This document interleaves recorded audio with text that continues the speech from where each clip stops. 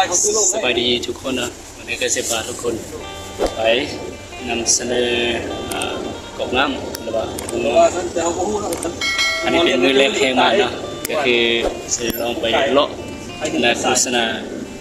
กอกน้ำอันใดที่สนใจอยากได้เนาะไปติดตั้งอยู่เรือนอยู่ศาลแต่สามารถ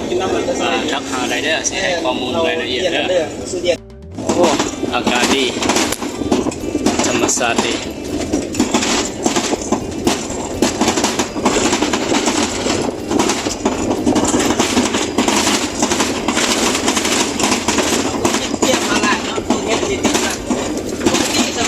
เอาไว้แต่เด็ดมาเขาจะเอา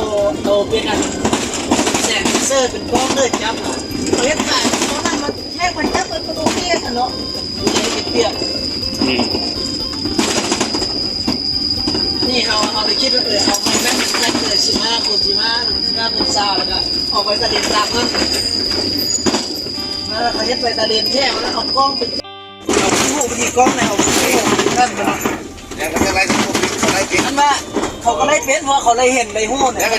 เรียกว่าเขาเอากล้องไปจับแต่ให้เอาไปเบื้องน้ำจังหวะเขาว่าจับนั้นตอนนี้ชื่ออยู่ที่นั่นเนี่ยตัวเลขออกทาง แล้วตอนนี้นะเจ้าเรียนเขาได้เอาไว้ติดตั้งถ่ายตัวนี้ตู้นะเป็นพกก็ต้อง3 เก้า